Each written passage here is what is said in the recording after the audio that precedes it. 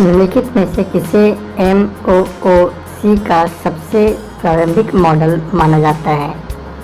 इसका सही आंसर है MITOCW। हॉट पोटैटो एक प्रौद्योगिकी उपकरण है जिसका उपयोग मिश्रित शिक्षण में किया जाता है। सही आंसर है शिक्षार्थियों का मूल्यांकन। निम्नलिखित में से किसे प्रशिक्षक नियमित सामग्री के रूप में नामित किया जा सकता है? इसका सही आंसर है पावर टूल में शिक्षक द्वारा बनाया गया कार्टून। अगला क्वेश्चन है, वेब व्हाइट बोर्डिंग उपयोगकर्ता को किस कार्य के अलावा निम्नलिखित कार्य करने की अनुमति देता है? सही आंसर है ऑडियो जोड़ना। इनमें से कौन सी गतिविधि ऑफलाइन कक्षा से बाहर की गतिविधि है? सही आंसर है कार्यक्षेत्र का दौरा। निम्नलिखित में से कौन सा सहयोगात्मक सीखने का उपकरण नहीं है? इसका सही आंसर है गूगल स्कॉलर। निम्नलिखित में से क्या मिश्रित शिक्षण वातावरण में समकालिक ऑनलाइन शिक्षण का उदाहरण है? इसका सही आंसर है शिक्षक के साथ लाइव वीडियो कॉन्फ्रेंस में भाग लेना। अगले क्वेश्चन की ओर चलें। मिश्रित अधिगम डैश और डैश सीखने के अनुभवों का एक विचारशील विलय है। सही आंसर है इसका आमने सामने ऑनलाइन।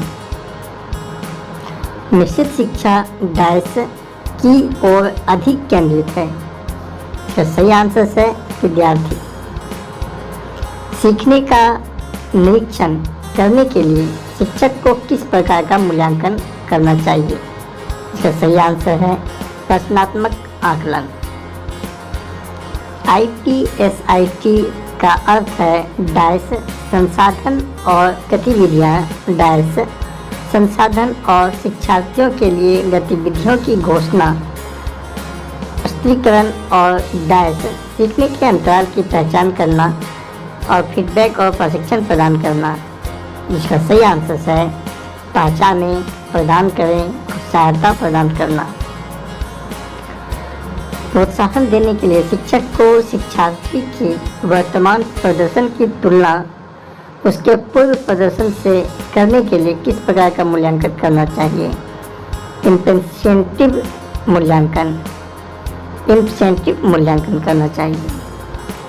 BL मॉडल को अंतिम रूप देने में सबसे महत्वपूर्ण तत्व क्या है? शिक्षा शास्त्र।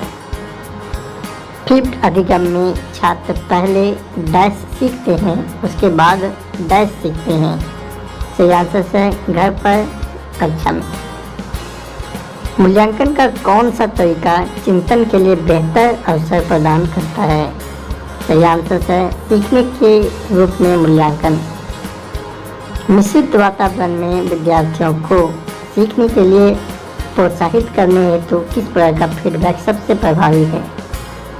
सही आंसर है तत्काल और रचनात्मक प्रतिक्रिया। निम्नलिखित में से क्या ODL नहीं है? राइट आंसर है कक्षा में सीखना। Academic bank of credit ABC मुख्य रूप से निम्नलिखित में से किस योजना का समर्थन करता है? MEME। ऑनलाइन ऑफलाइन अनुपात के संदर्भ में समग्र BL मॉडल के लिए सुझाई गई सीमा क्या है? 40:60। इसका सही आंसर है। व्यक्तिपरक मूल्यांकन के लिए सबसे प्रामाणिक उपकरण क्या है? Right answer rubric. हाइफ्लेक्स अधिगम डैश और डैश अधिगम का योग है। इसका सही आंसर है हाइब्रिड और लचीला। मिश्रित अधिगम के संदर्भ में फ्लिप्ड कक्षा क्या है? इसका सही आंसर है एक शिक्षण दृष्टिकोण जहाँ छात्र कक्षा से पहले ऑनलाइन नई सामग्री सीखते हैं और कक्षा के दौरान गतिविधियों में संलग्न होते हैं। NEP 2020 का लक्ष्य क्या है? इसका सही आंसर है समग्र मूल्यांकन। OERS का पूर्ण रूप क्या है? Open educational resources. निम्नलिखित में से किस स्थिति को मिश्रित शिक्षण का उदाहरण माना जा सकता है?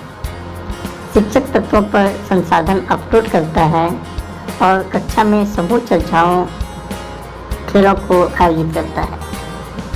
मिश्रित शिक्षण परिवेश में एक सुविधाकर्ता से अपेक्षा की जाती है कि ऑनलाइन और या ऑफलाइन मोड में संसाधन उपलब्ध कराए और ऑनलाइन और ऑफलाइन मोड में गतिविधियां संचालित करें। अनुदेशक ने NEP 2020 पर संसाधन साझा किए। विद्यार्थियों को विषय आवंटित कर दिए गए। उन्होंने सामग्री का अध्ययन करने के बाद इन्फोग्राफिक्स बनाया। सभी ने अपने इन्फोग्राफिक्स को सभी के देखने हेतु सामान्य कक्षा समूह पे पोस्ट किया। इन इन्फोग्राफिक्स को इस प्रकार माना जा सकता है: उपयोगकर्ता जनित संसाधन। वस्तुनिष्ठ मूल्यांकन के लिए सबसे प्रामाणिक उपकरण क्या है?